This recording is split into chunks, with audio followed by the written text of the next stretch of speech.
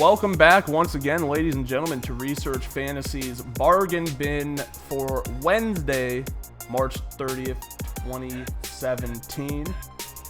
Hopefully these value plays will help you round out your lineups tonight and help you win some cash, because that's why we all come to the table every night.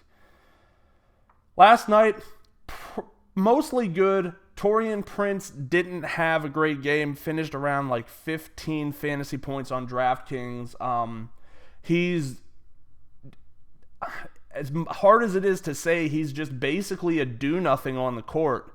And he's very off and on, but we're not going to have to worry about that too much longer because Thabo Cephalosha will be back. Kent Bazemore's already back, and he's got a good game under his belt. And I know that the primary loser in that situation is Tim Hardaway Jr., but the real loser in that situation is Taurean Prince.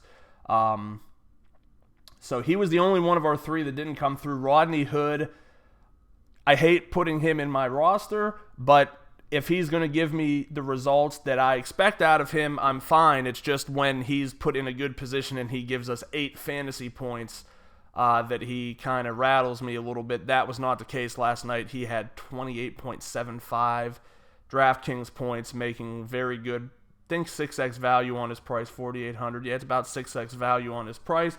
And Pau Gasol, loved Pau yesterday, and he had himself a hell of a game in a pretty fun game against the Golden State Warriors. So we'll hope to keep the momentum going tonight. The value plays here, I think, line up pretty well. I'm going to go a little bit outside of the box, and I've got some reasonings. And let's start things off with Jamal Crawford. Jamal Crawford, excuse me. I made it the whole last video without doing that. I guess 1 out of 2 isn't bad, but it really is. Anyway, Jamal Crawford, shooting guard from the Los Angeles Clippers, going up against the Phoenix Suns tonight. 7,700 fantasy draft, 3,600 FanDuel, 3,900 DraftKings. Has not been a consistent performer by any stretch of the imagination, but I expect this game to get well out of hand pretty early on, and I think Crawford is one of those guys who's going to end up getting the extra run. I would imagine the Clippers want to get him back into a better form headed into the playoffs, because he's going to need to be clutch for this team to make any kind of noise, with a lot of the teams rounding really good into form headed into the postseason. He's got his share of risk, but at 3,900, 3,600, 7,700, where he needs under 20 points or just slightly over, maybe 22, 23 on fantasy draft, I'm willing to give him a look tonight. We all know about the woes of the Phoenix Suns, but it's a fast pace, so I think he should really have himself a good opportunity tonight. Next up, let's go to Larry Nance Jr., 9,100 on fantasy draft, 41 FanDuel, 46 on DraftKings. 46 on DraftKings is definitely an interesting price. It's putting him at the 23 for 5x. For 6x now, we are headed over or around the 26, 27 point mark. It's not that he's not capable of it, but it's just been a while since he's shown us that he's been able to do it on a consistent basis. So why is he on here? Well, it sounds like Brandon Ingram's going to miss again tonight. Luke Walton said yesterday that he thinks Ingram will sit. If that's the case, we know what we have in Corey Brewer. I don't think that Tyler Ennis is going to be that much of a benefit. So it all comes back to Larry Nance. I think that they'll use him in the 3 hole sometimes, as well as backing up Julius Randle. So the extra minutes should be there. Minnesota is a good but not great team. They can definitely give up some points.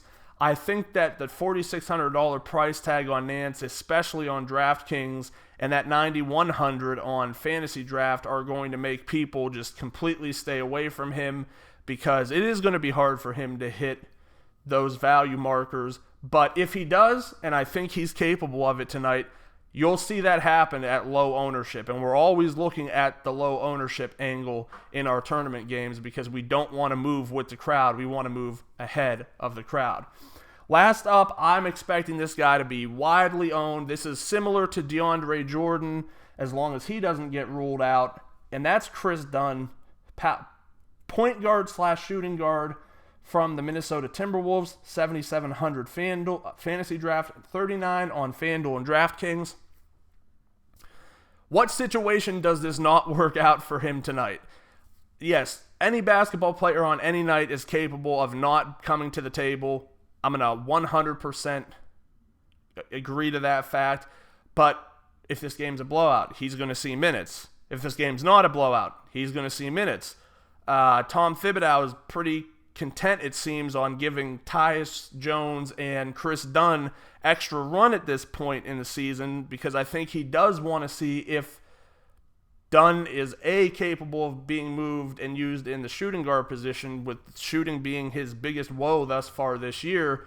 And I think if he kind of wants to see if Tyus Jones can be a suitable backup. It's the Lakers, guys. Come on.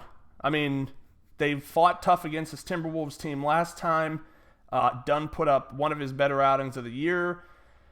5x value under 20 points on FanDuel and DraftKings. 6x value under 24. He's done that in 3 or 4 straight games. To me, it just doesn't make sense not to lock and load him in tonight. He's going to be very heavily owned, and if he's not, it's just a big, giant shame on everybody who's playing daily fantasy. So that'll wrap it up for today. Once again, our top 3 value plays: Jamal Crawford, Larry Nance Jr., Kris Dunn. Thanks for listening. Make sure to subscribe to our YouTube channel below. Head over to researchfantasy.com. Sign up for our NBA mailing list. Head over to Facebook. Like us there. Follow us on Twitter @ResearchAndWin, and join us again tomorrow.